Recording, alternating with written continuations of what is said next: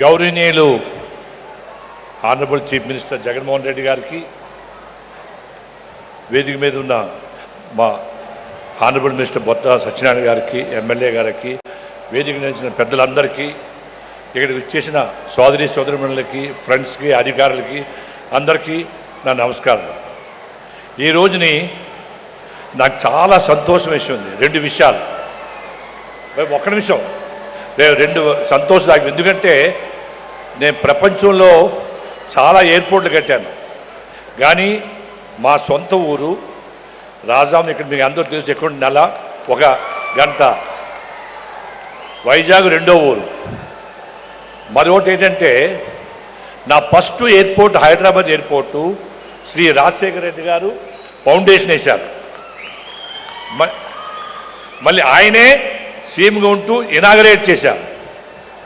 రెండు మా ఢిల్లీ ఎయిర్పోర్టు రాజశేఖర రెడ్డి గారే వారితో పాటు వచ్చి ఇనాగరేట్ చేశారు వారు. ఈ రోజుని అది భగవంతుడి నిర్ణయం చేయదు. వారి తనయుడు జగన్మోహన్ రెడ్డి గారు వారి అమృత హస్తాలతో ఈ రోజుని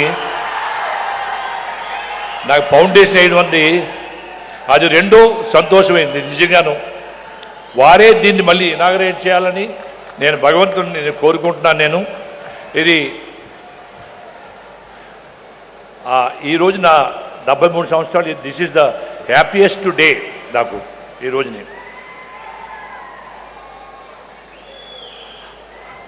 హానరబుల్ చీఫ్ మినిస్టర్ గారు వారి విజను, వారికి విజన్ లీడర్షిప్, వారు most progressive and forward looking on పాలసీసు, is of doing పాలసీసు. Next వారి ఇన్ఫ్రాస్ట్రక్చర్ గురించి ఇచ్చిన ఫోకస్సు, ఆయన అన్నీ కూడా మెయిన్ ప్రతి ఎయిర్పోర్ట్ ప్రతిదీ కనెక్ట్ అవ్వాలని చెప్పి, పోర్ట్లు, సీ పోర్ట్స్ అన్నీ కనెక్ట్ అవ్వాలని చెప్పి ఆయన చేసిన పాలసీస్ వల్ల ఈ మధ్యన వైజాగ్లో గ్లోబల్ ఇన్వెస్టర్స్ మీట్ అయ్యింది. దానికి ఎంత ఇన్వెస్ట్మెంట్ వచ్చిందంటే నిజంగాను మీ తరఫున మా తరఫున సీఎం గారికి నా యొక్క అభినందనలు. నిజంగాను వండర్ఫుల్ ఈవెంట్. నేను ఆ రోజుని దానికి పార్టిసిపేట్ చేశాను. మేము హైదరాబాద్ ఎయిర్పోర్ట్ కట్టాం. ప్రపంచంలోని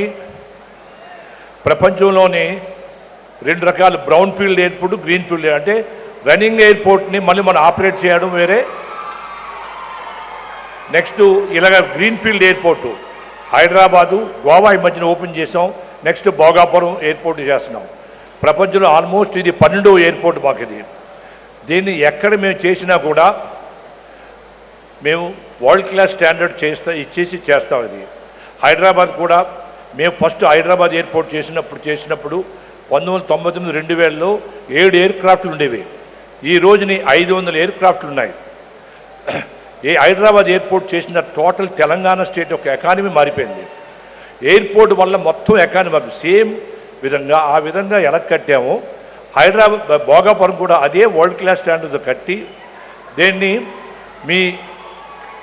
ఈ ఎయిర్పోర్ట్ని ఇది ఎకనమిక్ ఇంజిన్ కింద అవుతుంది. ఇది మీకు చాలా ఎంప్లాయ్మెంట్ వస్తుంది.